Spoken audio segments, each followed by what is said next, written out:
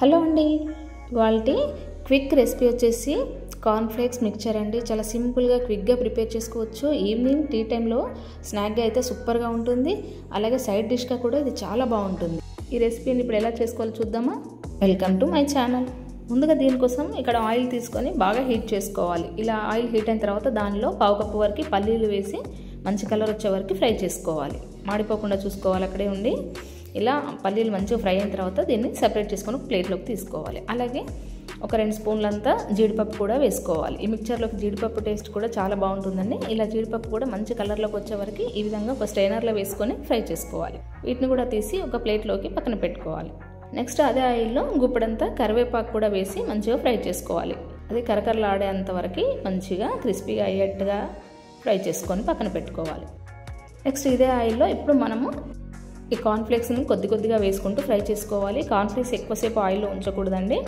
Within సెకండ్స్లోనే అవి fry అయిపోతాయి. Just వాటిని ఇలా ఒకసారి కలుపుకొని తీసేస్తే సరిపోతుంది. మరి ఎక్కువగా ఫ్రై చేసుకోకూడదు, చాలా త్వరగా ఫ్రై అయిపోతాయి అన్నమాట. ప్రిపేర్ చేసుకోవడం కూడా చాలా సింపుల్ అండి ఈ మిక్చర్. ఇలా అన్నీ ఫ్రై చేసుకున్న తర్వాత మనం వీటిని ఒక బౌల్లోకి తీసుకొని పక్కన పెట్టుకోవాలి. ఇదే విధంగా నెక్స్ట్ బ్యాచ్లో మళ్ళీ కొన్ని కార్న్ఫ్లేక్స్ వేసుకొని ఫ్రై చేసుకొని తీసుకోవాలి. ఈ కార్న్ఫ్లేక్స్ సైడ్ డిష్గా కూడా సాంబార్ రసంలో కూడా చాలా బాగుంటాయి. చాలా క్విక్గా ప్రిపేర్ చేసుకునే చిన్నపిల్లల నుండి పెద్దవాళ్ళ వరకు ఎవరైనా చాలా ఇష్టపడతారు వీటిని. సో ఇలా అన్నీ కూడా మనం ఫ్రై చేసి తీసుకున్న తర్వాత దీనిలో టేస్ట్ కోసం కొద్దిగా సాల్ట్ వేసుకున్నాక 1 స్పూన్ కారం వేసుకొని 1/2 స్పూన్ వరకు చాట్ మసాలా వేసుకోవాలండి. చాట్ మసాలా వేయడం వల్ల కూడా టేస్ట్ చాలా బాగుంటుంది. ఇలా వేసుకున్న తర్వాత మనం ఇంతకుముందు ఫ్రై చేసి పెట్టుకున్న పల్లీలు అలాగే జీడిపప్పు దాంతోపాటు మనం కరివేపాకు కూడా ఫ్రై చేసుకున్నాం కదా, దాన్ని కూడా ఇందులో వేసి వీటన్నిటిని బాగా అన్నీ కలిసేట్టుగా మిక్స్ చేసుకోవాలి. మనం ఇలా వెంటనే సర్వ్ చేసుకున్నాం అనుకోండి, క్రిస్పీగా చాలా టేస్టీగా ఉండే కార్న్ఫ్లేక్స్ మిక్చర్ అనేది మనకు రెడీ అయిపోతుంది.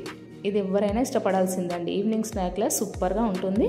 సో ఈ వీడియో కనుక మీకు నచ్చినట్లయితే లైక్ చేసి షేర్ చేయండి, అలాగే సబ్స్క్రైబ్ చేయండి. Thanks for watching.